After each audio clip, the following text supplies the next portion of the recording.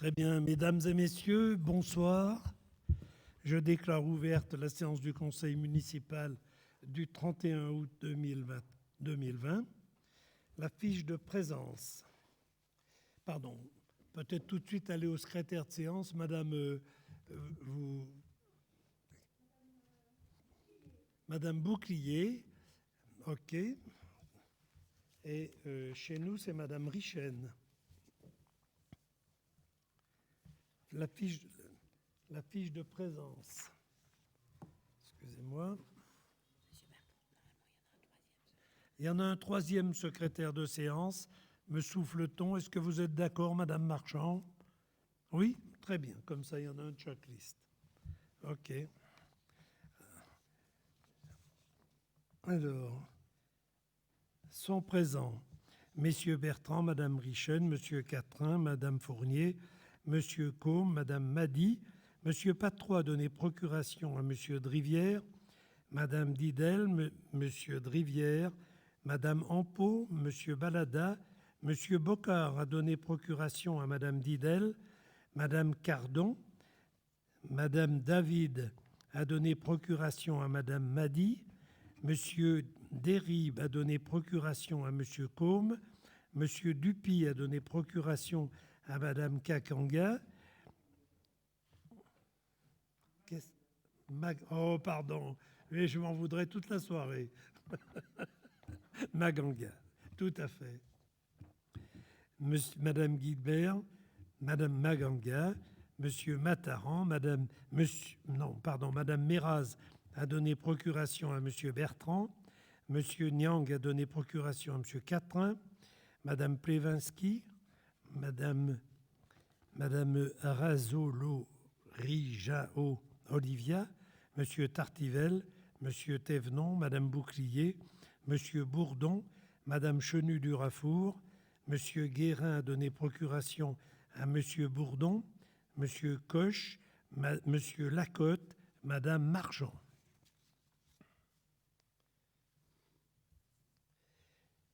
Je vais donc... Je cherche évidemment l'ordre du jour. Le premier point de l'ordre du jour, c'est l'approbation du compte-rendu. Oui, c'est ça, l'approbation du procès-verbal de la séance du 15 juillet 2020. Est-ce qu'on n'a pas eu de remarques? Donc, nous pouvons passer au vote. Alors, si je ne vous vois pas, parce que comme il y a ces lumières qui sont un peu fortes, n'hésitez pas à manifester votre présence. On n'a pas eu de remarques, donc si vous en êtes d'accord, nous pouvons passer au vote. Des abstentions, des contre, ce procès-verbal est approuvé à l'unanimité. Nous passons aux délibérations.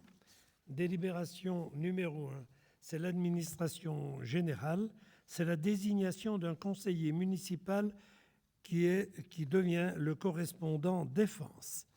Donc nous proposons effectivement, est-ce qu'il y a un accord pour ne pas voter à bulletin secret? Est-ce que tout le monde est d'accord à ne pas voter à bulletin secret? Très bien. Alors, nous proposons Monsieur Mataran, qui deviendrait le correspondant défense.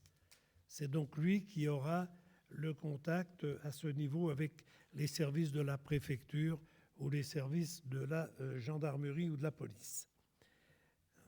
Est-ce qu'il y a des abstentions?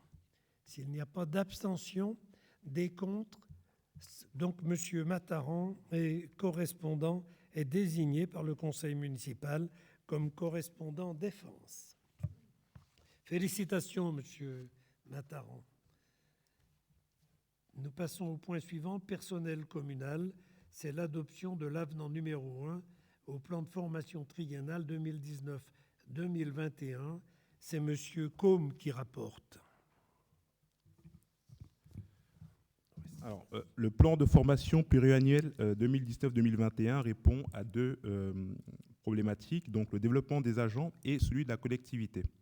Il comporte deux parties. La première est relative aux formations qui sont déjà programmées et la seconde aux formations qui sont à programmer. 27 de nos agents ont été inscrits à des plans de formation qui, malheureusement, ont été annulés par le Centre national de la fonction publique territoriale par mesure de prévention contre le Covid-19 entre le 16 mars et le 10 juillet 2020. Tous les agents, bien sûr, ont été informés en temps utile de façon brève. Certaines formations prévues en 2020 devront être reportées en 2021 à cause du contexte sanitaire, mais aussi pour préserver la continuité du service public. Restent prioritaires sur le second semestre 2020 les formations qui sont liées à la santé et à la sécurité du personnel et les formations statutaires obligatoires et notamment les formations d'intégration qui conditionnent la titularisation. Concernant particulièrement les formations organisées en intra par la commune ou en union avec les collectivités dans le pays de Gex, le centre de formation nous a déjà annoncé que malheureusement, il ne pourrait pas programmer l'ensemble des formations annulées pour le second semestre de l'année 2020. Il a donc décidé de les reporter sur 2021. On a donc un report sur l'année 2021, notamment de la formation sensibilisation à la prévention des risques liés à l'activité physique à destination du personnel administratif. En revanche, il y a eu une programmation pour l'année 2020 de la formation recyclage obligatoire relative à l'habilitation électrique non électricien qui est reportée le 6 et le 7 octobre 2020. De même, en concertation avec les responsables des services concernés, la formation qui concerne l'évacuation des établissements recevant du public est reprogrammée le mercredi 2 décembre 2020 pour permettre la participation du personnel en contact avec les enfants et du service culture et sport. 2 agents communaux bénéficieront aussi d'une formation de remise à niveau, notamment en français, appelée Tremplin C, dès que le centre de formation pourra à nouveau les programmer. La mise à jour 2020 du plan de formation a été approuvée à l'unanimité par le comité technique le 22 juin 2020. Il est ainsi proposé au conseil municipal de bien vouloir accepter l'avenant numéro 2 au plan de formation 2019-2021. Très bien, s'il n'y a pas de questions, nous pouvons passer au vote. Des abstentions, des contre. Cette délibération est approuvée à l'unanimité. Délibération suivante, c'est les finances. C'est Madame Fournier qui rapporte sur la garantie financière à la SEMCODA. Je vous en prie. La Société d'économie mixte de construction du département de l'Ain, SEMCODA, a décidé de contracter auprès du Crédit Agricole Centre-Est un prêt social de location-accession, PSLA, d'un montant de 860 200 € pour financer l'acquisition à l'état futur d'achèvement de 5 logements PSLA situés à Saint-Genis, Porte de France Nord. Le Crédit Agricole Centre-Est subordonne son concours à la condition que les 860 200 € soient garantis par la commune de Saint-Genis-Pouilly à hauteur de 100%. Il est demandé au conseil municipal de bien vouloir accorder la garantie de la commune à la SEMCODA pour le remboursement de toutes les sommes dues au titre de l'emprunt de 860 200 € à hauteur de 100% à contracter auprès du Crédit Agricole Centre-Est. Ce prêt de location-accession est régi par les articles R 2331-63 à R 331-77-2 du Code de la construction et de l'habitation relatifs aux prêts conventionnés et des textes subséquents et plus spécialement des articles R 331-76-51, R 331-76-54 du dit Code résultant du décret numéro 2004-286 du 26 mars 2004 est destiné à financer l'acquisition à l'état futur d'achèvement de 5 logements PSLA situés à Saint-Genis, Porte de France Nord. La garantie apportée par la commune de Saint-Genis-Pouilly sera levée et annulée au fur et à mesure des remboursements effectués consécutifs aux ventes à intervenir au profit des acquéreurs des logements. Les caractéristiques du prêt garanti à contracter auprès du Crédit Agricole Centre-Est sont les suivantes. Montant 860 200 €, durée 32 ans, comprenant une période de préfinancement de 2 ans et une période d'amortissement de 30 ans. Taux d'intérêt actuariel annuel 1,50% à ce jour. L'indice de référence est le taux de rémunération du livret A, soit 0,50% à ce jour. Ce taux d'intérêt actuariel annuel est révisé à chaque variation du taux de rémunération du livret A. Le refinancement sur les ressources d'épargne, le livret A, les frais de dossier 1 290 €. La garantie est donc la caution solidaire de la commune de Saint-Genis-Pouilly à hauteur de 100%. Condition particulière, la durée de la phase locative durant laquelle la levée d'option d'achat est possible ne devra pas excéder 5 ans.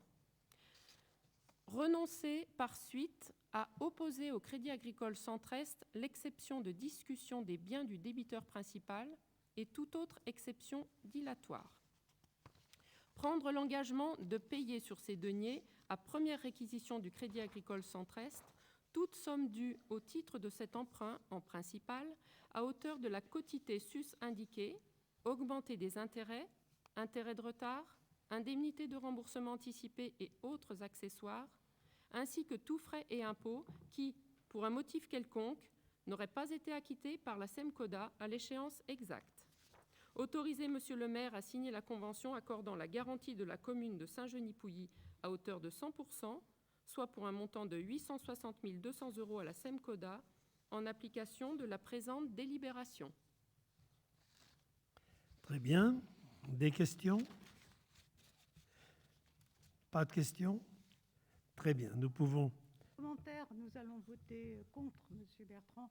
On ne va pas refaire notre argumentaire, vous le connaissez, on en a déjà suffisamment parlé. Donc, Je crois que effectivement nous connaissons les uns et les autres les arguments à ce propos. D'ailleurs, je voudrais peut-être préciser qu'actuellement, dans les négociations avec le département, il s'engagerait à reprendre l'ensemble des garanties qui sont données par les communes. Exactement. Très bien. Donc, nous passons au vote. Des abstentions, des... Oui. Alors, abstention. Oui, messieurs, dames. C'est contre. Alors, pardon, abstention, je répète. Oui, contre. Très bien. Donc, cette délibération est approuvée à la majorité. Délibération suivante, garantie financière de SEMCODA. C'est toujours Madame Fournier qui rapporte. Alors là, je vais être beaucoup plus rapide parce que c'est exactement le même dossier, sauf que, évidemment, le montant change. 2 766 500 €. Cette fois, ce serait pour 15 logements PSLA, toujours situés Porte de France. Et la différence, c'est sur les frais de dossier, bien entendu, qui sont de 4 150 €. Il est donc demandé au conseil municipal de bien vouloir accorder la garantie de la commune à la SEMCODA pour le remboursement de toutes les sommes dues au titre de l'emprunt de 2 766 500 € à hauteur de 100% à contracter auprès du Crédit Agricole Centre-Est. Je ne redis pas tous les articles parce que c'est beaucoup trop long. Toujours pareil, durée totale 32 ans, taux d'intérêt 1,50, livret A, garantie, caution solidaire de la commune de Saint-Genis-Pouilly à hauteur de 100%. La durée de la phase locative durant laquelle la levée d'option d'achat est possible ne devra pas excéder 5 ans. Renoncer par suite à opposer au Crédit Agricole Centre-Est l'exception de discussion des biens du débiteur principal et toute autre exception dilatoire. Prendre l'engagement de payer sur ces deniers à première réquisition du Crédit Agricole Centre-Est toute somme due au titre de cet emprunt en principal à hauteur de la quotité sus indiquée, augmenter des intérêts, intérêts de retard, indemnités de remboursement anticipé et autres accessoires, ainsi que tous frais et impôts qui, pour un motif quelconque, n'auraient pas été acquittés par la SEMCODA à l'échéance exacte. Autoriser Monsieur le maire à signer la convention accordant la garantie de la commune de Saint-Genis-Pouilly à hauteur de 100%, soit pour un montant de 2 766 500 € à la SEMCODA, en application de la présente délibération. Très bien. S'il n'y a pas de questions, nous passons au vote. Des abstentions, 2 abstentions, des contre, 4 contre. Très bien. Cette délibération est approuvée à la majorité. Délibération suivante, toujours Madame Fournier, c'est la composition de la commission communale des impôts directs. L'article L 1650 du Code général des impôts prévoit que dans chaque commune, il est institué une commission communale des impôts directs, CCID, composée du maire ou de l'adjoint délégué, et pour les communes de plus de 2000 habitants, de 8 commissaires titulaires et 8 commissaires suppléants. Ces 8 commissaires titulaires, ainsi que les 8 commissaires suppléants, sont désignés par le directeur départemental des finances publiques sur une liste de contribuables en nombre double dressée par le conseil municipal. C'est-à-dire que cette liste doit comporter 16 noms pour les commissaires titulaires et 16 noms pour les suppléants.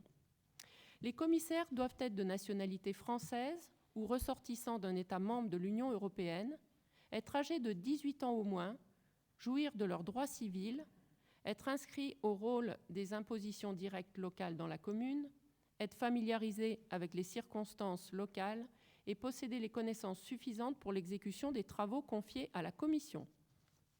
À la suite du renouvellement des conseils municipaux et d'un courrier de la Direction générale des finances publiques, il appartient au conseil municipal de proposer des personnes pour siéger à la commission communale des impôts directs. Cette commission tient une place centrale dans la fiscalité directe locale.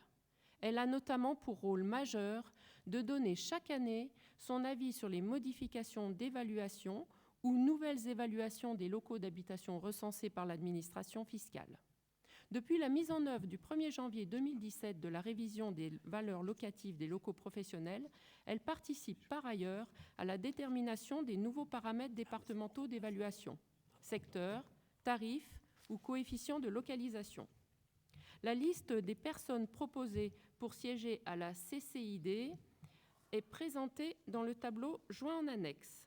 Il est donc demandé au conseil municipal de bien vouloir arrêter la liste des propositions de personnes pressenties pour siéger à la commission communale des impôts directs, telle qu'annexée à la présente, charger Monsieur le maire de la transmettre au directeur départemental des finances publiques.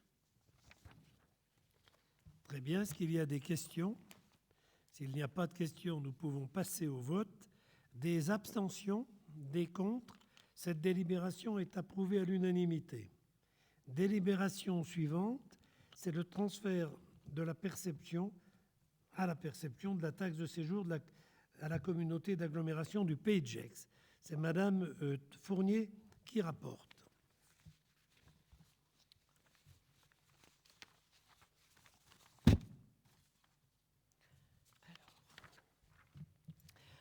Lors de la séance du 7 novembre 2017, le conseil municipal s'était opposé à l'institution de la taxe de séjour intercommunale par la communauté d'agglomération, au motif que la commune devait toujours financer les dépenses directes et indirectes liées à la fréquentation touristique selon la délibération numéro 134-17. La commune de Saint-Genis-Pouilly avait donc institué la taxe de séjour sur son territoire par la délibération 2018-112 du 4 septembre 2018 et ainsi conservé la perception pour les exercices 2018 et 2019 compte tenu de l'animation mise en place pour dynamiser l'attraction touristique de la ville. Cependant, un office de tourisme intercommunal a été créé sous la forme d'un établissement public d'intérêt industriel et commercial, EPIC. L'article L 133.7 du Code du tourisme prévoit, si c'est un EPIC, la taxe de séjour comme ressource de l'office de tourisme.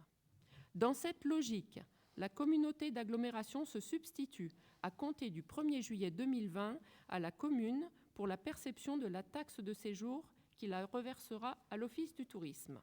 De plus, la commune reversera à la communauté d'agglomération la taxe de séjour perçue au titre des années 2018-2019 et du premier semestre 2020. Par ailleurs, un accord trilatéral prévoit le remboursement par la communauté d'agglomération des charges engagées en 2018 et 2019 par la commune de Saint-Genis-Pouilly pour favoriser l'attractivité touristique à hauteur de 41% des montants de taxes de séjour reversés pour ces 2 années, soit la somme de 80 970,89 €. Le projet d'accord trilatéral est joint en annexe. Il est nécessaire de mettre fin à l'opposition de la commune à l'institution de la taxe de séjour par la communauté d'agglomération résultant de la délibération 134-17 du 7 novembre 2017 et d'abroger la délibération 2018-112 du 4 septembre 2018 par laquelle la commune a institué la taxe de séjour. Ainsi, il est demandé au conseil municipal de bien vouloir mettre fin à l'opposition de la commune à l'institution de la taxe de séjour par la communauté d'agglomération résultant de la délibération 134-17 du 7 novembre 2017, abroger à compter du 1er juillet 2020 la délibération 2018-112 du 4 septembre 2018 instituant par la commune la taxe de séjour. Autoriser Monsieur le maire à signer l'accord trilatéral entre la commune, la communauté d'agglomération du Pays de Gex et l'Office du tourisme, ainsi que tout document s'y rapportant. Très bien. Est-ce qu'il y a des questions? Oui, madame, je vous en prie. Ce n'est pas une question, Monsieur Bertrand, c'est un commentaire. Vous doutez bien que j'allais faire un commentaire là-dessus quand même, hein. Vous étiez dans l'opposition systématique. Je veux dire, quand cette taxe de séjour avait été transférée à l'agglo du fait de la prise de compétence de l'Office du tourisme, et tant que vous n'aviez pas été... je pense que vous aviez des comptes à régler avec l'agglo pendant ces 6 dernières années. Là, je vois avec plaisir, Monsieur Bertrand, qu'on rentre dans le rang et que Saint-Genis ne va plus être l'enfant récalcitrant du Pays de Gex. C'est bien. Écoutez, moi, je ne suis pas surpris de votre remarque. Je constate une fois de plus que vous n'aviez pas compris du tout quelle était la démarche de l'époque que je vais répéter. Effectivement, nous devions rétrocéder, tout à fait normal, la taxe de séjour perçue par les hôteliers ou les accueillants à Saint-Genis, qui la versaient donc à la ville, et nous avons effectivement l'obligation normale de rendre à l'agglo, puisqu'elle avait pris cette compétence. Il se trouve qu'une autre commune avait contesté le montant à rétrocéder à l'agglo et que cette commune était Ferney-Voltaire et que je trouvais anormal qu'une commune puisse bénéficier d'un régime particulier et que nous en soyons exclus. Je suis donc évidemment très surpris de votre remarque, alors que j'ai expliqué à maintes reprises, très souvent, à l'agglo, qu'effectivement, nous ne pouvions pas avoir un régime discriminatoire contre la commune de Saint-Genis, que nous souhaitions qu'il y ait un accord pour toutes les communes de même nature que l'accord qui pourrait éventuellement aboutir à Ferney. C'est-à-dire que nous avons travaillé de concert avec les gens de l'agglo pour que concorde effectivement l'accord qui est fait avec Ferney et l'accord avec Saint-Genis. Je ne comprends pas que vous défendiez le fait de punir la commune de Saint-Genis d'un traitement qui lui aurait été particulier par rapport à d'autres communes. Donc nous avons abouti, et nous avons abouti dans le sens exact de ce qui était demandé tout au long de ces années au sein de l'agglo. Ce n'est pas parce qu'on était, à l'époque que j'étais minoritaire, que je n'avais pas raison. En l'occurrence, cela a été reconnu de plein droit et nous sommes effectivement maintenant dans le même régime que la commune de Ferney-Voltaire pour la rétrocession de la taxe de séjour. Voilà l'explication. Je ne suis pas rentré dans le rang, j'ai simplement demandé justice et cette justice a été rendue. Voilà, si vous en êtes d'accord, nous allons passer au vote. Est-ce qu'il y a des abstentions, des contre? Cette délibération est approuvée à l'unanimité.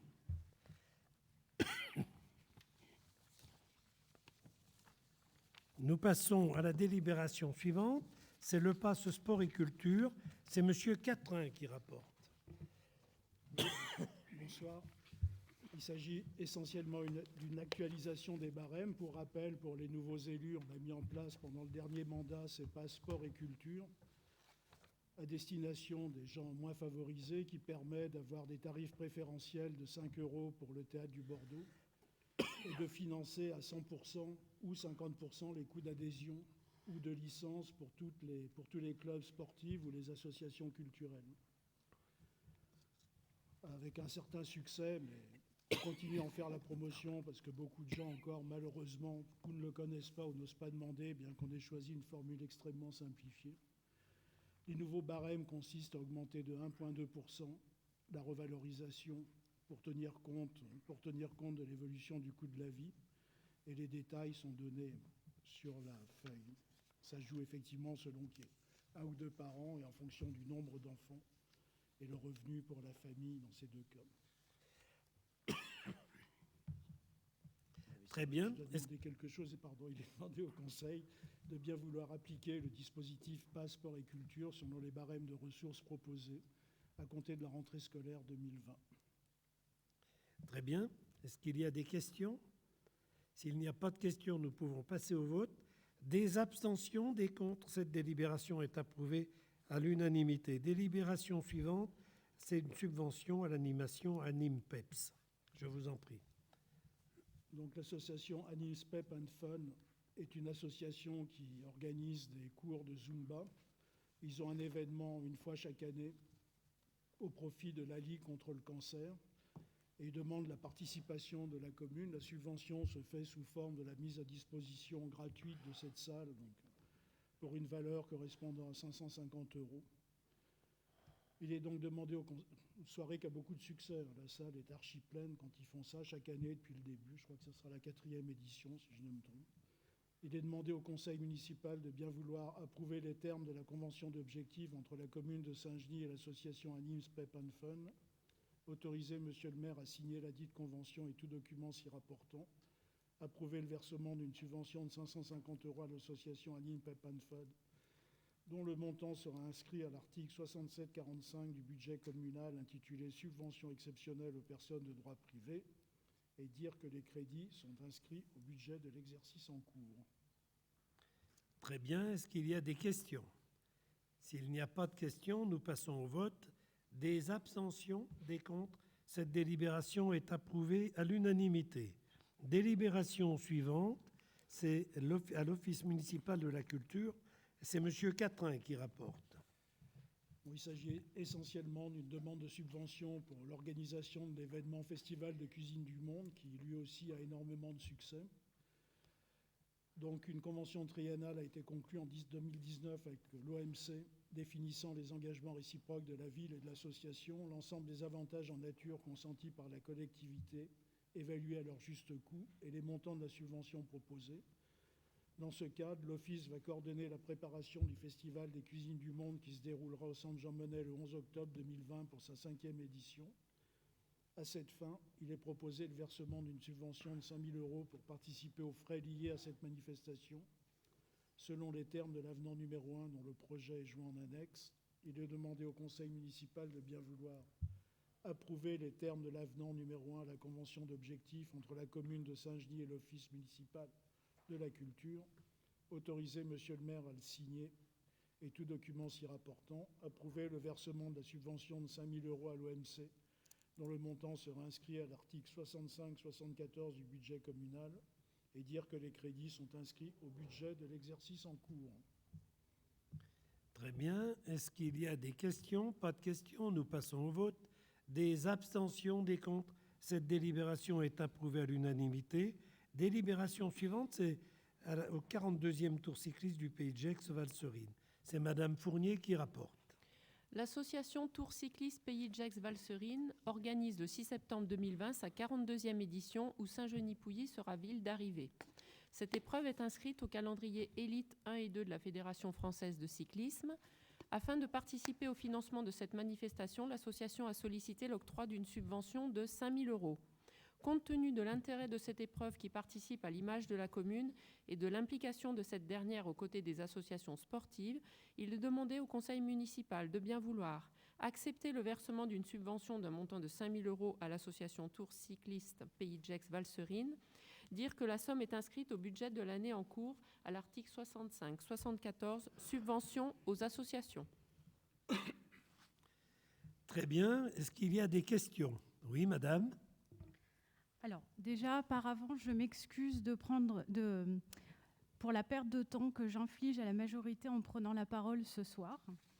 Donc, je voulais rajouter Mettre en lumière le vélo me paraît essentiel. Cependant, nous ne pouvons pas considérer le vélo uniquement comme un loisir sportif, mais aussi comme un moyen de transport à part entière. Pour cela, notre ville se doit d'être exemplaire et de développer des infrastructures cyclables sécurisées où les plus vulnérables d'entre nous puissent circuler sans risque, ce qui est loin d'être le cas. Pour rappel, la dernière enquête de la Fédération des usagers de la bicyclette, la FUB, en 2019, a recueilli 146 réponses pour notre ville, avec une note finale de 2,46 points sur 6 et le classement comme défavorable à l'usage du vélo, ce qui est loin d'être satisfaisant. Lors de la campagne municipale, la majorité a pris des engagements forts auprès de la FUB et je la félicite.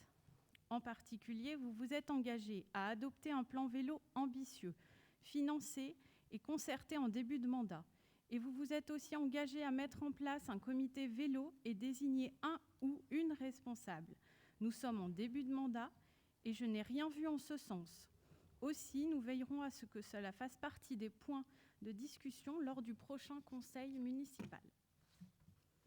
Très bien. Merci, madame, de votre intervention. Je voudrais vous dire que nous n'avons renoncé à aucun de nos engagements. Nous sommes vraiment en tout début de mandat. Je vous rappellerai que nous venons d'installer depuis un mois les conseils municipaux et qu'évidemment, nous ne voulons prendre aucune mesure comme ça, de façon spectaculaire, seulement pour l'apparence. Nous souhaitons qu'il y ait effectivement des discussions et un travail sur le développement durable et en particulier sur la mobilité facilitée.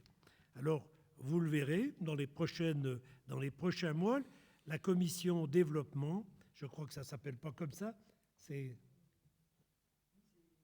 la commission aménagement, mode de déplacement doux, va travailler sur ce sujet et va tenter, évidemment, de donner satisfaction à ces demandes relatives au problème, à la circulation, entre autres du vélo. Mais il n'y a pas que le vélo.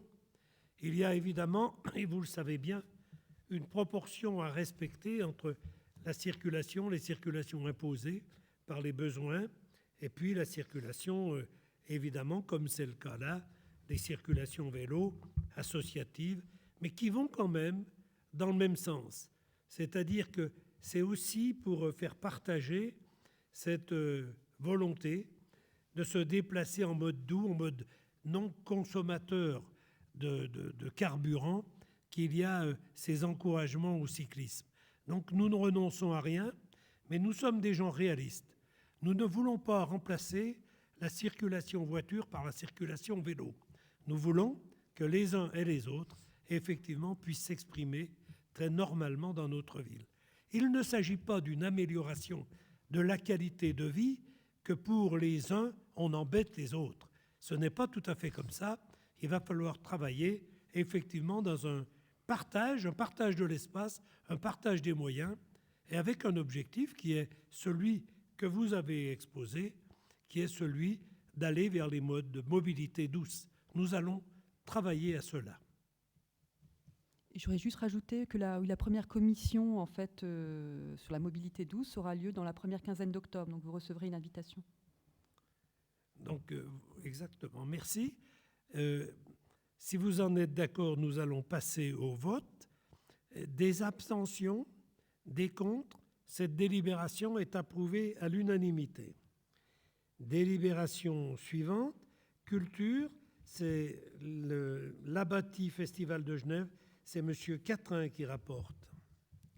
Comme vous savez tous, l'Abbati est un des deux grands festivals de Genève. Il y a l'Abbati et Antigel. Et Saint-Genis est très fier d'être la seule commune française, du moins du côté Gex, à être associée à ce festival.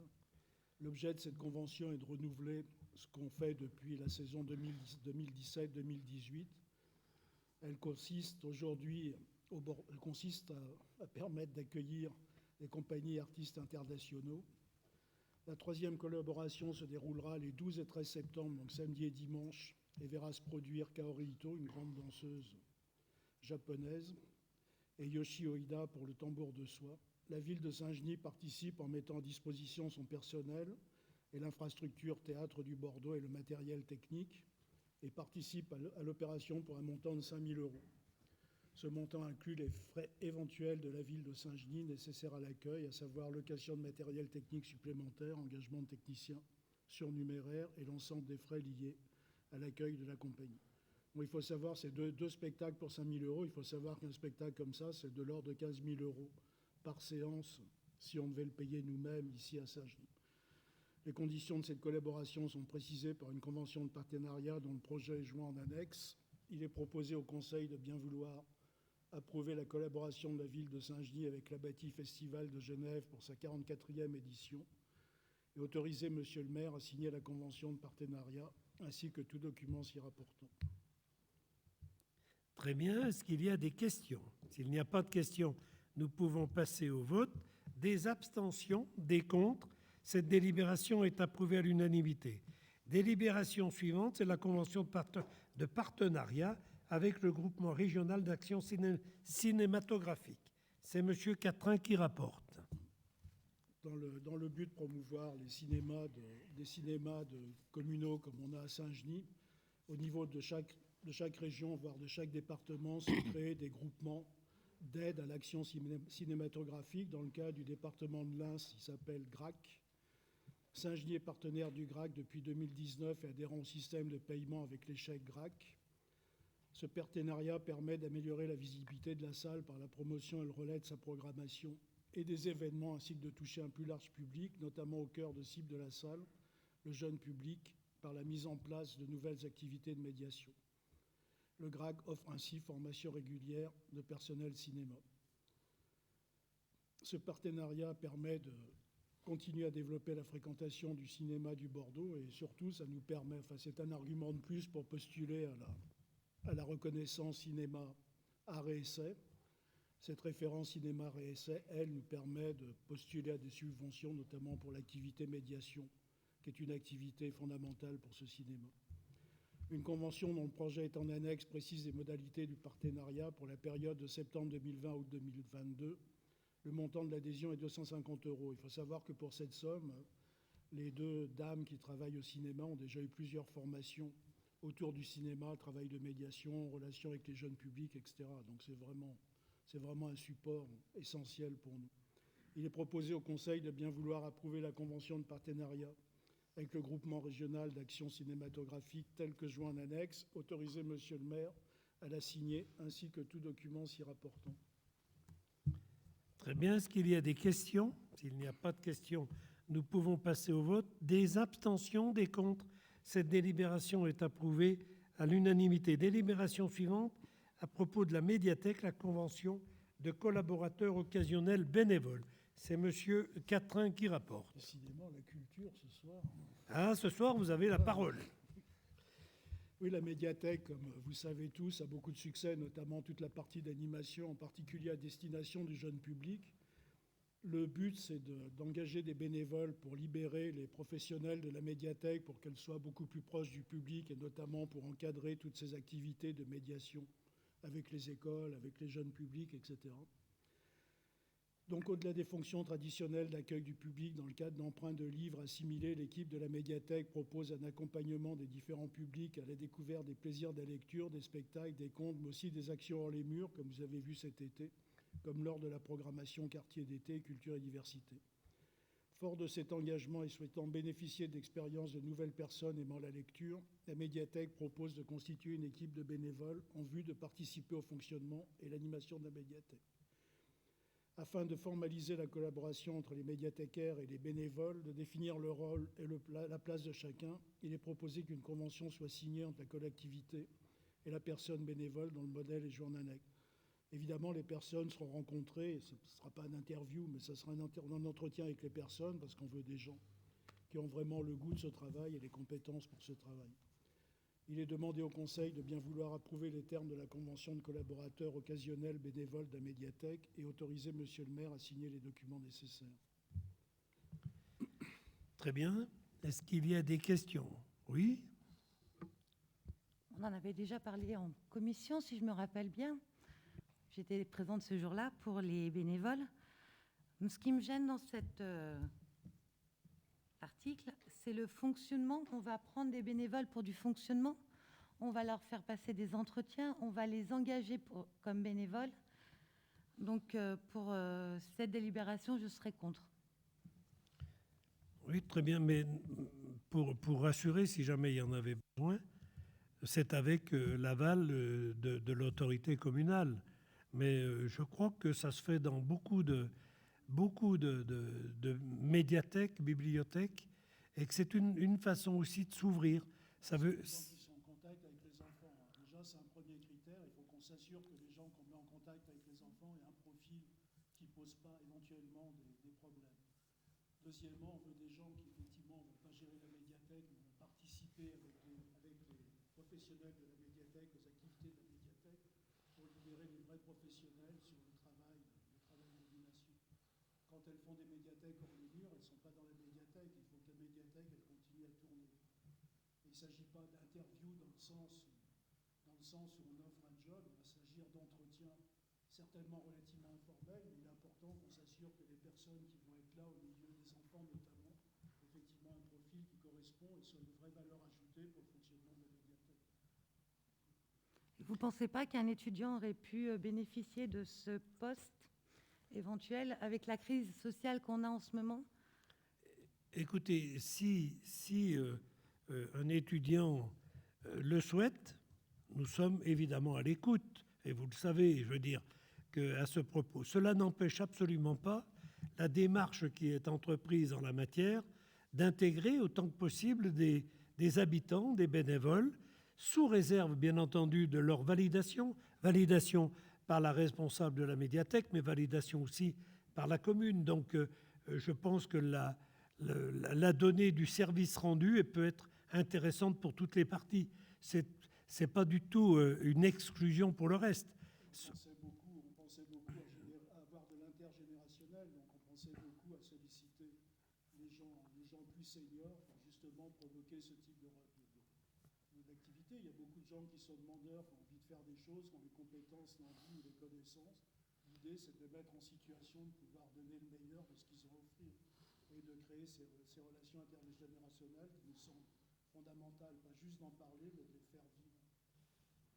Très bien. Donc, comme vous le savez, le bénévolat n'empêche absolument pas la responsabilité, ni de la personne qui est bénévole, ni de la structure qui accepte ce bénévolat. C'est très important, hein, évidemment, puisque quand c'est des contacts avec les enfants, ou même avec d'autres adultes, ça se passe dans des structures publiques. C'est, oui, très important que les choses soient vues de cette façon-là. Oui, madame ? Compte tenu du succès de la médiathèque, est-ce que les collaborateurs qui sont en charge sont en nombre suffisant? À notre goût, oui. Mais vous savez... Non, mais à votre goût, oui. Oui, madame, c'est parce que c'est notre responsabilité. Oui. Notre responsabilité, c'est effectivement que les services fonctionnent et aussi que ce soit acceptable budgétairement par la commune. Tout à fait. Et c'est ce que nous faisons. Est-ce que ça n'a pas un lien, justement, avec le fait de mettre en place des bénévoles non, c'est parce que qui viennent décharger Écoutez, si ça décharge, tant mieux, avec l'accord des gens qui y travaillent. Nous ne recherchons pas automatiquement à provoquer des dépenses. Nous essayons de répondre à l'amélioration des services dans ce qui nous est demandé. En l'occurrence, ce qui vient d'être dit par M. Catrin, c'est que nous avons une population, je dirais peut-être d'aînés, compétente, largement compétente, qui peut très très bien agir au niveau du bénévolat d'un service comme la médiathèque. Donc, je ne vois pas... Dans notre idée, c'est offrir une opportunité à des gens qui demandent déjà d'avoir ce genre d'activité. Ça va en parallèle. Ça sera traité à la prochaine commission culture le 14 octobre, où j'aurai le plaisir de vous voir. Ça va de pair avec un réaménagement de la médiathèque, où la partie proche de la rue sera réorganisée de façon à recevoir des publics qui rentrent moins facilement dans les médiathèques, mais ça suppose aussi que les professionnels de la médiathèque soient disponibles pour pouvoir gérer cette nouvelle organisation des lieux. Donc non, on considère ça comme une opportunité. Ce serait facile de juste dire « on ne fait pas plus d'animation », Et les gens font avec ce qu'il y a. C'est qu'on a la volonté de continuer à avancer. Et je vous dis, dans notre esprit, c'est une opportunité pour les gens qui ont envie de faire des choses utiles. Très bien. Nous essayons donc de répondre aux demandes de nos concitoyens qui veulent s'investir dans la donnée publique. Et puis, nous essayons aussi, effectivement, autant qu'on peut, de répondre, au vu de nos possibilités, aux demandes des agents qui travaillent à la médiathèque. Très bien. Est-ce qu'il y a d'autres questions? S'il n'y a pas d'autres questions, nous passons au vote. Est-ce qu'il y a des abstentions? Des abstentions? Oui. 2. Contre? 2. Très bien. Merci. Cette délibération est approuvée à la majorité. Nous passons au secteur travaux. L'adhésion à un groupement de commandes, c'est M. Drivière qui rapporte. Bonsoir. Conformément au Code de l'énergie, les tarifs réglementés de vente d'électricité sont supprimés depuis le 1er janvier 2016 pour les sites ex-tarifs jaunes et verts, dont la puissance souscrite est supérieure à 36 kVA, et au 1er janvier 2021 pour les tarifs bleus, dont la puissance souscrite est inférieure ou égale à 36 kVA. Depuis, la loi énergie-climat adoptée et publiée au journal officiel du 9 novembre 2019, et ce conformément à la directive européenne du 5 juin 2019 sur les règles communes pour le marché intérieur de l'électricité, organise la fin des tarifs réglementés de vente d'électricité pour les consommateurs finaux non domestiques. Tarifs correspondant au contrat de fourniture d'électricité d'une puissance souscrite inférieure ou égale à 36 kVA. En conséquence, au 1er janvier 2021, seuls les clients domestiques et les clients non domestiques employant moins de 10 personnes et dont le chiffre d'affaires, les recettes ou le total de leur dernier bilan annuel n'excède pas 2 millions d'euros seront encore éligibles au TRV. Dans ce contexte, la constitution d'un groupement de commandes est envisagée pour l'achat d'électricité coordonné par le syndicat intercommunal d'énergie et de communication de l'Ain, le SUA. Ce groupement est à même d'apporter au pouvoir adjudicateur et entité adjudicatrice une réponse à ces nouvelles dispositions réglementaires en leur permettant de se mettre en conformité avec la loi tout en optimisant leurs procédures de mise en concurrence. Ce groupement est ouvert aux communes et à leurs CCAS et à tout établissement public du département de l'Ain. Le groupement couvre l'ensemble des contrats des établissements publics, y compris ceux soumis ou pas à une obligation de mise en concurrence dans le cadre des TRV. Le coordonnateur du groupement sera le syndicat intercommunal d'énergie et de communication de l'Ain. Il sera chargé d'organiser, dans le respect des droits du marché public, l'ensemble des opérations de sélection d'un ou plusieurs prestataires afin de répondre aux besoins exprimés par les membres du groupement. Le coordonnateur est également chargé de signer et notifier accord cadre ou marché qu'il conclut chaque membre du groupement pour ce qui le concerne, s'assurant de leur bonne exécution. En outre, le coordonnateur est chargé de conclure les avenants ou accords cadres et marchés passés dans le cadre du groupement. La commission d'appel d'offres du groupement sera celle du SIUA, coordonnateur du groupement. Vu le code de la commande publique et notamment des articles L. 2113-6 à L. 2113-8, vu le code général des collectivités territoriales, vu le projet de convention constitutive du groupement de commande pour l'achat d'électricité et de services associés joints en annexe, il est proposé au conseil municipal de bien vouloir accepter les termes du projet de convention constitutive du groupement de commande pour l'achat d'électricité et de services associés annexés à la présente délibération, d'autoriser l'adhésion de la commune de Saint-Genis-Pouilly au groupement de commande à intervenir ayant pour objet l'achat d'électricité et de services associés, autoriser Monsieur le maire à signer la convention de groupement et toute autre pièce nécessaire, autoriser le représentant du coordonnateur à signer les marchés accords cadres et marchés subséquents issus du groupement de commande pour les comptes de la commune de Saint-Genis-Pouilly. Très bien. Pardon. Est-ce qu'il y a des questions? S'il n'y a pas de questions, nous pouvons passer au vote. Des abstentions? Des comptes. Cette délibération est approuvée à l'unanimité. Délibération suivante, c'est la requalification de la rue de Gex. C'est M. de Rivière qui rapporte. Par délibération 2018-00083 du 5 juin 2018, le conseil municipal autorisait Monsieur le maire à signer une convention avec le département de l'Ain relative à l'aménagement de la rue de Gex pour la portion située sur la RD 89A. Le présent avenant vise à modifier l'article 4, charge d'investissement de la convention initiale. Ainsi, une participation complémentaire d'un montant de 44 000 € hors taxe sera versée par le conseil départemental à la commune de Saint-Genis-Pouilly. Ce montant correspond à la mise en accessibilité des arrêts de car Jean Monnet inscrits au schéma départemental d'accessibilité programmée de la RD 89A et représente 100% du coût total des quais. Il est proposé au conseil municipal de bien vouloir approuver l'avenant numéro 1 à la convention avec le conseil départemental de l'Ain concernant la requalification de la rue de Gex, 6 juin à la présente. Autoriser Monsieur le maire à le signer ainsi que tout document s'y reportant. Très bien. Est-ce qu'il y a des questions? S'il n'y a pas de questions, Oui, nous passons. il y a une question. Pardon, excusez-moi. Je vous en prie. La notion d'accessibilité des transports publics n'est pas nouvelle. Elle est apparue en 1975 avec la loi d'orientation en faveur des personnes handicapées. Alors, je m'interroge, pourquoi l'accessibilité des personnes à mobilité réduite n'a-t-elle pas été pensée dès la création de l'aménagement?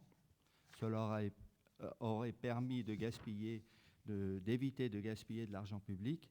Et qu'en est-il des autres arrêts de bus et de la prise en compte de l'accessibilité des personnes à mobilité réduite en général?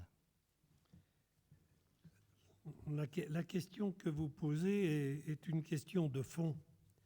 C'est-à-dire que oui, tout le monde a comme ambition de rendre la mobilité le plus accessible, y compris aux personnes ayant des difficultés.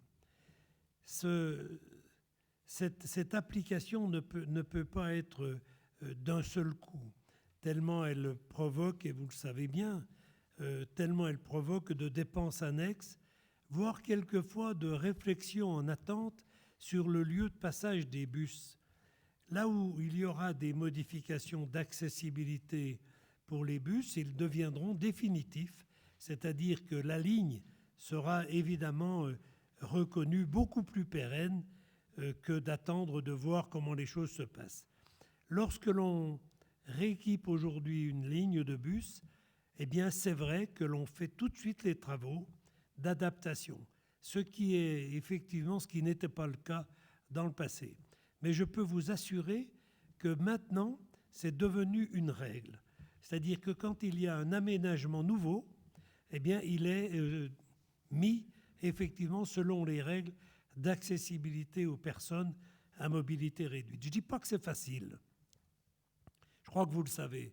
Je ne dis pas que c'est facile parce que la mobilité, elle peut être réduite, mais elle peut être aussi très, très difficile. Il y a des gens où il faudrait avoir effectivement des installations particulières. Et je crois qu'on va tous dans ce sens-là, aujourd'hui. On ne peut pas juger le travail qui a été fait précédemment. Il a été fait en son temps selon les règles et les critères qui sans aucun doute s'appliquaient. Cela évolue. Je crois que ça nous réjouit. On va tous essayer de rendre les accès à la mobilité le plus facile possible. Voilà ce que je peux vous répondre. Je ne peux pas vous dire que d'un seul coup, on va tout rendre possible, mais on va aller dans ce sens-là.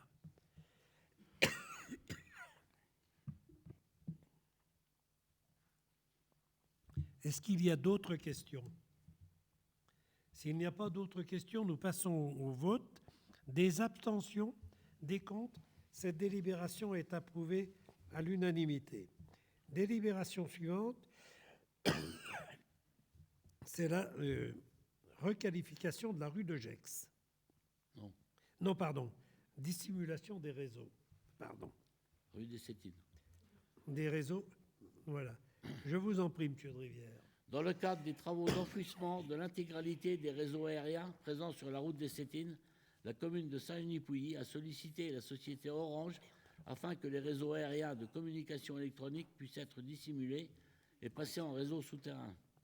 Cette opération s'inscrit dans le cadre de l'application de la convention signée le 18/5/2006 entre le syndicat intercommunal d'électricité SIEA et Orange. Une convention doit être établie entre Orange et la commune de Saint-Genis-Pouilly afin de fixer les modalités techniques et financières de cette opération. Les prestations de la société Orange, vous avez la liste en dessous, ainsi que la commune assurent la maîtrise d'ouvrages prestations suivantes: les études de génie civil, les demandes d'autorisation, les travaux de génie civil et leur vérification technique et de conformité, la dépose des supports existants, la documentation après travaux, les adductions privatives. Le montant estimatif des prestations sous maîtrise d'ouvrage d'Orange est réparti de la manière suivante. Participation financière d'Orange pour le câblage estimée à 3 227,65 €. Participation financière d'Orange pour le génie civil estimée à 1 321 €. Participation financière de la commune estimée à 403,46 €. Le projet de convention précisant ces éléments est joint en annexe. Il est donc proposé au conseil municipal de bien vouloir approuver le projet de convention avec la société Orange relative à la mise en souterrain des réseaux aériens de communication électronique sur la route des Sétines, tel qu'annexé à la présente délibération. Autorisez, Monsieur le maire, à signer tout document s'y rapportant. Très bien. Est-ce qu'il y a des questions? S'il n'y a pas de questions, nous pouvons passer au vote. Des abstentions? Des contre? Cette délibération est approuvée à l'unanimité. Délibération suivante, c'est l'aménagement de la rue des Sétines, et c'est toujours M. Drivière qui dépense. Donc on est toujours rue des Sétines. Suite à la commission MAPA qui s'est tenue le 3 août 2020 et à la présentation de l'analyse des offres, il est proposé de retenir les entreprises suivantes. Voirie Réseau divers, l'entreprise SAS Nabafa qui s'engage au nom du groupement conjoint et solidaire SAS Nabafa et FH, route centre-est, pour un montant global de 266 378,60 €. L'eau éclairage, l'entreprise Salandre, réseau pour un montant global de 35 113 €. Le montant global des offres attribuées est de 301 491,60 € hors taxes, pour une estimation de 268 508,17 €. Compte tenu des termes de délibération numéro 2020-0052 du 15 juillet 2020 relative aux délégations du conseil municipal au maire, le conseil municipal conserve sa compétence pour l'attribution des marchés de travaux d'une opération d'un montant supérieur à 214 000 € hors taxes. Il est demandé au conseil municipal de bien vouloir autoriser Monsieur le maire à signer et notifier les marchés de travaux des lots ci-dessus. Très bien. Est-ce qu'il y a une question? Pas de question? Simplement une remarque en se disant que il y a toujours quand même une grosse différence entre l'estimation et puis ça tient du fait qu'on est dans le PGEX, je pense. Peut-être un peu aussi, mais peut-être pas devient, seulement. ça devient quand même très courant maintenant. Oui. C'est le problème des matériaux. Ouais. Et vous le savez, puisque nous n'avons pas de carrière ouverte publique, eh bien effectivement, ceux qui sont au bénéfice d'avoir des carrières privées, ils peuvent se permettre de demander des surenchères de prix. Oui, c'est vrai. Très bien. Donc, s'il n'y a pas d'autres remarques ou d'autres questions, nous pouvons passer au vote. Des abstentions, des contre. Cette délibération est approuvée à l'unanimité. Le point numéro 3 de l'ordre du jour, c'est la mise en œuvre de la délégation au maire. Vous avez évidemment tout le détail et vous avez même les documents qui sont joints aux données relatives à ces décisions. Nous avons un point particulier qui a été demandé par notre collègue M. Bourdon. Monsieur Bertrand, oui. Je peux intervenir sur les délégations? Oui, bien sûr. Ou bien vous voulez passer directement? Oui. Non, allez-y. J'ai vu que donc on avait perdu en première instance concernant le permis de construire du bassin de rétention. Une partie, oui. Oui. Et donc, nous allons en cassation. Oui, Donc, madame. les avocats de la commune ont étudié le dossier et c'est possible d'aller en cassation. Alors, d'une part, ce ne sont pas les avocats qui font la décision. Oui, mais je sais, mais ils ont étudié. Tout à fait, mais je pourvoi vais... en cassation, c'est particulier. Bon. Oui, non, pas- mais c'est aussi pour revenir sur un sujet qui, à un moment donné, devient très important. On n'est pas allé, évidemment, en justice contre le CERN sans motif. Le motif, il est déjà nous ne sommes pas dans le CERN, c'est le CERN qui est dans nos communes. Et quand le CERN fait des travaux, il doit, comme tout le monde, évidemment, prendre contact avec la commune. Non pas être soumis à l'autorité communale, puisque, comme vous le savez, c'est le préfet qui signe les permis. Il était quand même assez surprenant qu'après avoir pollué très régulièrement, pendant des années, le Lyon, eh bien, le CERN, effectivement, prenait la disposition de faire un bac de rétention, peut-être pour éliminer ou pour, en tout cas, limiter cet impact négatif qu'il y avait de façon récurrente sur l'environnement de notre commune. Il n'empêche qu'au vu du dossier, nous avons constaté qu'il n'y avait pas eu, effectivement, ni de contact avec la commune, ce qui est quand même la moindre des choses, ni d'ailleurs de solution apportée au reversement qu'il y a de ce bac de rétention dans le Lyon. Alors, c'est plus le même versement qu'avant, c'est-à-dire il est étalé, et peut-être que le fait qu'il soit étalé peut peut-être éventuellement diminuer le risque de pollution. Ce n'est pas le premier heurt que nous avons, mais il était temps, à un moment donné, de rappeler qu'effectivement, le CERN, il est dans le PGEX, et que nous ne sommes pas soumis au CERN, que le CERN, évidemment, doit être accueilli normalement et respecté normalement dans le PGEX, mais réciproquement. Et donc, nous sommes assez près des habitants de Saint-Genis, le Bugnon est à côté, et nous pensons qu'il n'était pas tout à fait logique qu'il y ait une attitude de cette nature. C'est donc pour affirmer aussi, effectivement, la protection des habitants de Saint-Genis par rapport à ces données-là que nous avons dû intervenir, et intervenir de façon très claire. Nous ne sommes pas intervenus dans une petite conférence entre gens de bonne composition. Depuis des années, nous avons subi et supporté ces pollutions. Il était temps, et il est temps, de rappeler au CERN qu'il y a des règles pour tout le monde, pour le CERN, pour la commune. C'est évidemment ces données-là. Nous avons par ailleurs d'autres discussions avec le CERN, y compris sur les accès, y compris sur les classements de terrain, etc. Donc il était tout à fait légitime que nous ayons une intervention, je veux dire, très claire par rapport à l'affirmation de l'identité et puis du respect qui est dû aux habitants de Saint-Genis. Alors, une procédure a été entamée, nous la conduisons avec sérénité, sans colère, mais avec détermination, parce qu'effectivement, il y a des moments où c'est tout à fait nécessaire de réaffirmer qu'il y a une commune, que le CERN est en partie sur cette commune, et que nous ne sommes pas là pour seulement enregistrer les problèmes, mais aussi pour avoir un pouvoir de discussion. Voilà où nous en sommes. Et le fait d'aller en cassation, cela a une importance, évidemment, parce que cela met un petit peu en cause, évidemment, l'ensemble des autorisations qui ont été données. C'est-à-dire que cela rappelle aux administrations, quelles qu'elles soient, aux autorités, quelles qu'elles soient, qu'il y a des obligations légales, y compris sur un territoire communal. Mais ça n'a pas d'autre ambition que le rappel, effectivement, à une donnée de concertation qui, toutes ces dernières années, se sont bien passées et puis qui maintenant, semble-t-il, se passe un peu moins bien. C'est tout, hein. Ça n'a pas d'autre ambition.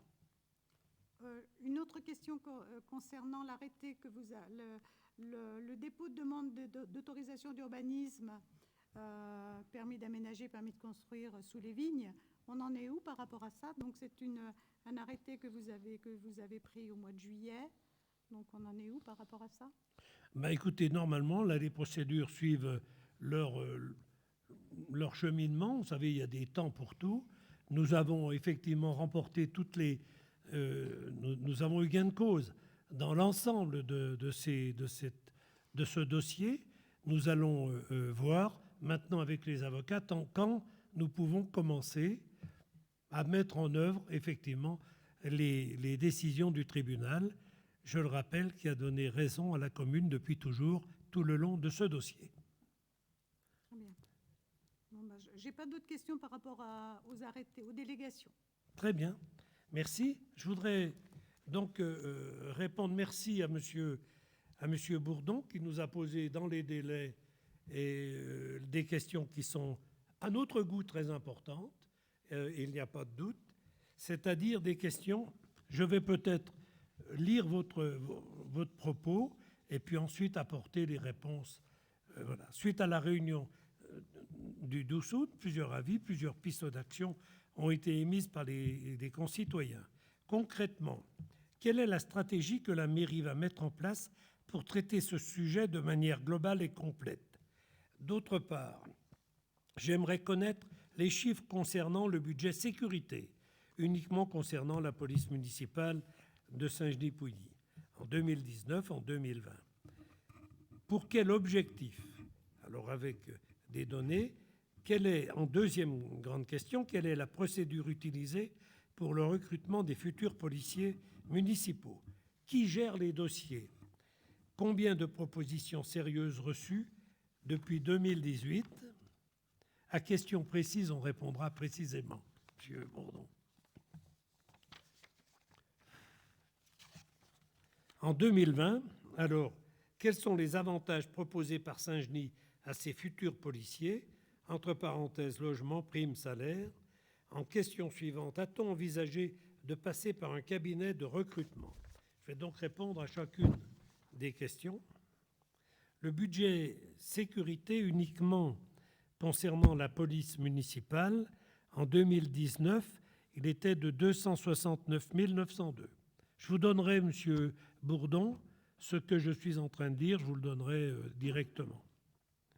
Ensuite, en 2020, il y a eu donc 168 496 euros de dépensés à ce jour, donc au 27 août. Ces montants comprennent la rémunération, la vidéosurveillance, les formations, les vêtements de police, les frais de déplacement, les cartes de police, les visites médicales, les équipements et carburants des véhicules de police municipale, voitures et scooters. Pour quel objectif? L'effectif, en 2019, nous avions 3 policiers municipaux et 1 ASVP. Puis, à compter du 1er mars 2019, nous avons créé un 4e poste de policier municipal et à compter de 2019, nous avons créé un poste supplémentaire, un 2e poste d'ASVP. En 2020, 4 postes de police municipale sont ouverts et 2 postes d'ASVP sont ouverts. 2 policiers municipaux sont recrutés, mais l'un d'eux est en maladie. Maladie grave, hein, évidemment. Un policier devrait arriver par mutation en novembre 2020 et un 4e policier est en attente de recrutement. Les 2 postes d'ASVP sont pourvus. Depuis 2019, 2 postes supplémentaires sont donc ouverts au service de police municipale. Quelle est la procédure utilisée pour le recrutement des futurs policiers municipaux? Qui gère les dossiers? Ce qui gère les dossiers sont les services du personnel et la direction générale des services en lien avec le responsable de la police municipale. C'est la gestion habituelle et évidemment sous l'autorité et sous la vigilance du maire. Combien de propositions sérieuses reçues depuis 2018? 12 candidatures sérieuses ont été reçues depuis 2018. Sur ces 12 candidatures, 2 agents de police municipale ont été recrutés et un 3e est en cours de recrutement. En 2020, seulement 3 candidatures sérieuses ont été reçues et étudiées avec attention et entretien avec les candidats. Les conditions de recrutement des policiers municipaux sont beaucoup plus strictes que les autres emplois communaux. Le statut de la fonction publique prévoit une condition de nationalité française, pas seulement européenne, comme pour les autres emplois de la fonction publique territoriale, car il s'agit d'un emploi dit de de souveraineté. Les emplois municipaux demandent des compétences particulières. Il est impossible de recruter un contractuel sur un poste de policier municipal. On recrute un agent qui est déjà fonctionnaire ou qui vient de réussir un concours, nécessitant au préalable un diplôme et une condition physique et épreuve sportive au concours. Or, le concours de gardien brigadier compte de moins en moins de candidats. De plus, même si une personne venant de réussir le concours nous adresse sa candidature, elle doit être formée au préalable pendant 6 mois avant de pouvoir exercer ses missions. Même si elle était ancien gendarme, elle doit retourner en formation 6 mois, sans que nous ayons la certitude, après avoir rémunéré ces 6 mois, qu'elle reste une fois formée dans nos services, les mutations étant fréquentes pour les policiers municipaux. Quels sont les avantages proposés par Saint-Genis à ses futurs policiers? Logement, prime, salaire, vous avez mis entre parenthèses. Nous participons à la mutuelle complètement. Nous avons une assurance prévoyance avec une garantie maintien de salaire, un comité d'œuvre sociale, un régime indemnitaire attractif selon l'expérience et les compétences, une prime annuelle, des chèques déjeuner et des possibilités de logement de fonction. A-t-on envisagé de passer par un cabinet de recrutement? Oui, une décision a été prise en 2019 pour recourir à un cabinet de recrutement, mais le cabinet n'a pas été en mesure de nous présenter un seul candidat, alors qu'il n'était rémunéré que si le recrutement aboutissait. De plus, très peu de candidats acceptent de travailler sur très peu de candidats de ces structures-là acceptent de travailler pour faire des recrutements de policiers municipaux, tellement ils ont peu de probabilités d'aboutir. Pour information, il y a 4 à 5 000 postes vacants de policiers municipaux en France, alors qu'en moyenne, seuls 1 200 nouveaux agents de police municipale sont formés chaque année. Là, c'est la référence, c'est la Gazette des communes, qui est du mois de juin 2020. Pour autant, les services communaux examinent toutes les candidatures avec attention. Alors, comme vous, je regrette que nous n'arrivions pas à embaucher plus de policiers municipaux. Et si vous avez, aujourd'hui encore, il y avait un article qui précisait qu'effectivement, il y a une demande très importante au niveau national de policiers municipaux. On essaye, comme on vient de le faire pour recruter le dernier qui va rentrer dans 2 mois, je crois, ou 3 mois, eh bien, nous essayons de mettre toutes les conditions favorables à son embauche. On ne décrète pas comme ça l'embauche. Je veux dire, on décrète, oui, la volonté d'embaucher, mais on ne décrète pas la venue des candidats policiers municipaux. Et ce n'est pas chacun, et vous le savez bien, d'ailleurs, qui décide comment doit être un policier municipal. C'est évidemment très encadré. Nous avons sollicité toutes les possibilités. C'est très encadré. Alors, nous avons toujours eu comme position de soutenir la demande qui était formulée au niveau de l'État. C'est-à-dire que nous défendons et nous argumentons pour que l'ensemble des gendarmes que la compagnie soit au complet sur notre secteur, ce qui est le cas cette année. Ça n'a pas toujours été le cas. Ce qui est le cas cette année, que la compagnie soit au complet. Nous croyons effectivement qu'il y a une responsabilité nationale, la sécurité civile, la sécurité de nos concitoyens, c'est un rôle national. Ce n'est pas un rôle municipal. Le rôle municipal, nous sommes un complément, évidemment, à ce rôle national. On ne peut pas imaginer que chacun ait sa police. D'ailleurs, vous le voyez bien dans toutes les polémiques qu'il y a actuellement. Le fait que l'État ou que des ministres, assez périodiquement, encouragent les communes à embaucher plus de policiers municipaux, mais nous sommes d'accord d'en embaucher plus, mais pas de remplacer le rôle de l'État. Nous devons demander effectivement à l'État de remplir son rôle. Nous payons des impôts, nous avons des exigences de citoyens sur la sécurité publique. Eh bien, nous devons continuer à le demander. Il n'empêche qu'effectivement, nous voulons bien participer, et nous voulons participer à l'augmentation du nombre de policiers municipaux. Nous ne souhaitons pas avoir une police municipale au rabais. Nous souhaitons effectivement avoir une police municipale avec des gens qui sont reconnus comme tels. Voilà, Monsieur Bourdon, j'ai apprécié l'ordre de vos questions. Les budgets, je souhaite comme vous que nous ayons des policiers municipaux professionnels qui soient intégrés, acceptés et embauchés. Pas au prix de n'importe qui ou de n'importe quoi. Voilà, je vous en prie. Moi, j'ai simplement une remarque à faire.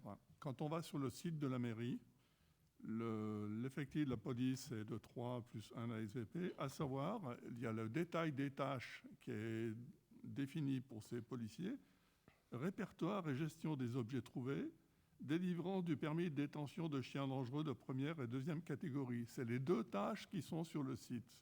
Je suis désolé, mais c'est vraiment pas motivant. Non, alors, je ne sais pas si c'est les 2 tâches prévues sur le site, mais je peux vous assurer que attendez, monsieur, la police municipale, que ce soit à Saint-Genis ou ailleurs, elle a la même mission. Elle a la même mission à Saint-Genis qu'elle l'aurait ailleurs. Donc, ces tâches-là sont peut-être précisées, mais ce ne sont pas les seules tâches. Évidemment. Hein. Vous n'en avez quand même pas douté, hein, que ce serait leur faire injure que de penser qu'ils ne font que cela. Je trouve que pour attirer les gens, il faut qu'on leur donne des tâches qui soient motivantes. Tout à fait. D'accord. C'est les moi, tâches j'ai une autre demande qui découle un petit peu de tout ça et tout. Au tout début du mandat, vous aviez proposé que s'il y avait besoin de créer d'autres commissions de travail, tout ça et tout, on pouvait les demander. Donc moi, je vous demande la création d'une commission sécurité qui peut durer pendant 6 mois, 1 année, le temps qu'on résolve ce problème au niveau du centre du village, au niveau de la République, au niveau des hautains, tout ça et tout. Vous savez qu'il y a pas mal de problèmes. Et je pense qu'il y a beaucoup d'habitants qui seraient motivés pour venir discuter, travailler dans ce domaine-là. Monsieur Bourdon, les commissions municipales sont constituées de conseillers municipaux. D'abord, s'il y a des gens qui veulent participer à l'organisation sécuritaire, moi je suis réservé. Et je suis réservé parce qu'il y a une expérience dans notre pays. Et que cette expérience, on n'est pas dans un village. On a fait une structure particulière à Pregnien. Parce qu'effectivement, ce n'est pas la même donnée. On ne fera pas la même structure. D'ailleurs, la gendarmerie, qui a été à l'initiative de la structure qui a été mise dans le hameau de Pregnien, n'est pas du tout partie prenante pour le faire dans Saint-Genis. Mais pas du tout. Donc, il y a là, effectivement, et on peut le deviner, des dangers qu'on n'a pas envie de partager. Ce que je peux vous dire, il y aura une commission municipale de sécurité qui va être d'ailleurs sous la responsabilité, je ne vois pas, de M. Mataran, et qui est effectivement un conseiller municipal délégué à cette donnée-là. Il a déjà les rencontres programmées, organisées avec la gendarmerie, mais on n'aura pas de milice. Et ça, il est évident qu'on n'aura pas de milice. Et que, croyez-moi, dans toute l'énergie que je peux dépenser, eh bien, ça en fera partie qu'il n'y ait pas ce genre de dérapage-là. Mais je vais partager avec vous l'objectif de compléter notre police municipale, de demander à la gendarmerie ses interventions, plus souvent encore, parce qu'ils le font, et ils le font pas si mal que ça. Quand vous regardez, évidemment, on a vécu des événements qui étaient très choquants, très traumatisants. Mais ne nous laissons pas déborder par des moments comme ça de fièvre. Ayons un peu de raisonnement, et c'est ce que nous faisons. Donc, vous ferez certainement, si vous le souhaitez, partie de la commission de sécurité, évidemment, et je le souhaite, d'ailleurs, si c'est votre intérêt. Mais ne croyez pas que nous nous engagerons dans des chemins qui sont historiquement dangereux et potentiellement constamment dangereux. Donc, nous irons, oui, dans la légalité pour faire respecter la sécurité. Et nous avertissons d'ailleurs celles et ceux qui seraient tentés par des chemins différents, que nous ne partagerons pas effectivement ces données-là et que nous serons très attentifs au respect de la loi. Voilà, Monsieur Bourdon, c'est pas contre vous, et vous le savez très bien. Ce que je vous dis, c'est que nous allons aller dans le sens de vos questions, de répondre à vos questions. Nous n'irons pas dans le sens de dérapage possible. Voilà. Ça, croyez-moi, que nous y serons très vigilants, mais je vous souhaite d'ailleurs d'être avec nous très vigilants là-dessus. Mais moi, je suis partant pour faire partie de ça. Très bien. OK. Voilà. Mais c'est une question, vous savez, qui nous préoccupe tous, hein, évidemment. C'est pas seulement un moment, ça nous préoccupe et il faut qu'on essaye ensemble de trouver des solutions, mais pas n'importe quelle solution. Hein. Croyez-moi, on va y être tous. Mais d'ailleurs, ce n'est pas une exclusivité qui est réclamée. On doit tous y être très vigilants à ces menaces de dérapage ou de données parallèles. Hein. Voilà, mais en tout cas, merci de vos questions. Je vous apporte les réponses que je vous ai données, je vous les donnerai évidemment, puisque j'avais pris la peine de les écrire. Je vous les donnerai aussi. Et j'espère que nous allons travailler dans le sens qui peut effectivement tranquilliser la ville. Merci. Très bien. Mesdames et messieurs, nous arrivons... Oui, madame, pardon. Alors... Appuyez sur votre bouton, madame. Voilà. Moi, je voudrais revenir au projet Open. Au projet Open, oui. Est-ce que nous sommes toujours sous le principe, par rapport au foncier, est-ce que nous sommes toujours sous le principe de la promesse inalagmatique de vente? Évidemment, nous sommes engagés par une promesse de vente. Alors, je voudrais peut-être vous donner comme information, merci de cette question. Le conseil municipal aura une réunion spécifique sur le projet Open et sur l'état d'avancement et d'ensemble administratif, etc., sur ce projet vers la fin du mois. Donc le foncier appartient à l'heure actuelle toujours à la commune? Oui, mais avec un engagement de vente. Avec la promesse inalagmatique de vente, voilà. Oui, mais l'engagement a été précisé, je vous rappellerai, et a été même réactualisé. Il y a eu réactualisation. A été réactualisé. Oui. Et j'allais vous poser d'autres questions là-dessus, mais si on a une aura une réunion plus complète. Une réunion complète, oui, tout à fait. On a vu fleurir pas fleurir, on a vu s'installer cette magnifique palissade. Je veux dire, je dis magnifique, même si elle est là pour cacher quand même une réalité qui est moins magnifique. C'est-à-dire, ça sera la destruction de ce... Madame, non. Laissez-moi terminer, Monsieur Bertrand. C'est mon avis, c'est mon point de vue, c'est pas le vôtre, c'est le mien. Vous savez que je combats ce projet depuis des années. Vous aviez voté au concours, voilà. Vous aviez voté pour le projet Open. Non, mais... Vous aviez voté pour le projet. Ma question était celle-ci. Qui est financièrement en charge de cette palissade? Oh, madame, est-ce que vous avez un doute? Pardon? Vous avez un doute sur qui est en charge de cette palissade? Non, mais vous connaissez notre fonctionnement. Ouais. Évidemment, ce n'est pas la commune qui a engagé la palissade, qui est d'ailleurs faite avec... Monsieur Bertrand, les choses... c'est des petites précisions à apporter, simplement. Je vais vous les apporter. Voilà. Je vous apporte toutes les précisions que vous voulez dans un dossier que je connais très bien. Il est dit n'importe quoi sur ce dossier, et en particulier sur la zone des puits, d'ex-zone des puits. Et il est dit n'importe quoi aussi sur l'incidence de cette opération sur les nappes. Mais effectivement, le n'importe quoi fait quelquefois écho. Quelquefois, c'est entendu. Mais c'est comme ça, et il faut accepter ça. Donc pourquoi est-ce qu'il y a une palissade? C'est évidemment pour protéger les données et pour qu'il n'y ait pas des perturbateurs qui aillent effectivement polluer volontairement ce site. Donc il a été protégé. Il est protégé, je vous rappelle qu'il est protégé jour et nuit et qu'il est effectivement sous regard constant. Mais pourquoi? Mais parce qu'effectivement, il y a toujours, on a déjà vu fleurir quelques remarques très, très particulières, très orientées sur le projet. Moi, ce que je souhaite, c'est qu'on donne l'ensemble des données. Le nouveau conseil municipal aura connaissance de l'ensemble des données, ce qui lui permettra de conforter sa position. Parce qu'aussi, nous nous croyons que nous pouvons conforter la position, effectivement, qui avait été prise par les mandats précédents sur cet objectif-là. Et puis, je rappellerai que nous sommes allés aux élections en annonçant la couleur, en disant voilà ce qui va se passer, et qu'aujourd'hui, et demain encore certainement, eh bien, nous avons la volonté de respecter les engagements que nous avons pris pendant la campagne électorale. Croyez-moi, il n'y a pas un engagement qui ne sera pas respecté. Nous y mettrons l'énergie et tout ce qu'il faut pour cela, parce que les habitants, ils ont approuvé aussi pendant la campagne cette orientation.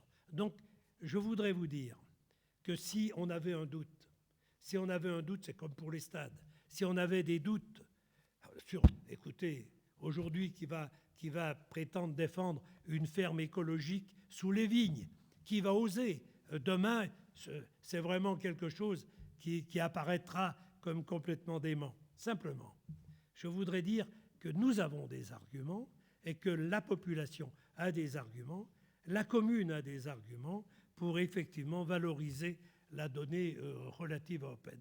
Vous savez, il y a, bien entendu, je respecte les avis contraires. Ce n'est pas du tout pour culpabiliser ou quoi. Je dis simplement que chacun doit mesurer la conséquence de ses décisions et de ses orientations.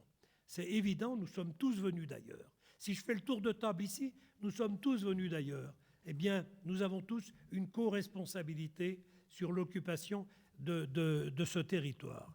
Et à partir de là, nous avons une co-responsabilité aussi sur les données qui vont être la conséquence de l'emploi, etc., sur notre territoire. Voilà ce que je crois. Mais vous le savez, je l'ai déjà largement expliqué. Absolument. Eh bien, nous aurons l'opportunité d'avoir une discussion sur le fond et sur la forme complète de ce projet, je vous dis, vers la fin du mois. Donc ça permettra aux nouveaux conseillers aussi d'avoir la totalité des informations. Voilà, en tout cas, merci de vos questions. J'ai une autre, concernant Oui. toujours Open, une info simplement, pour ne rien vous cacher. Donc nous avons envoyé à Madame le Préfet un courrier demandant l'application du moratoire concernant les centres commerciaux. Écoutez, Voilà. madame. C'est pour information. Hein, Oui, mais voilà. j'ai déjà eu évidemment cette information. Et autre information, donc, que vous connaissez également, Monsieur Bertrand, donc, nous avons déposé un recours contre le permis de démolition, construction de la ferme rue de Genève. Très bien. C'est surtout pour avertir Alors, je voudrais dire que vous avez évidemment vous avez le droit, ce n'est pas du tout pour limiter les droits des uns et des autres. Dans le cas où, évidemment, vous pourriez avoir satisfaction sur le courrier que vous avez envoyé à Madame la Préfète, évidemment, vous en porterez les conséquences. Absolument. Parce qu'il y a des conséquences. J'assume Et croyez-moi, toujours. Oui, mais c'est facile. Il y a des conséquences très graves à tous nos actes.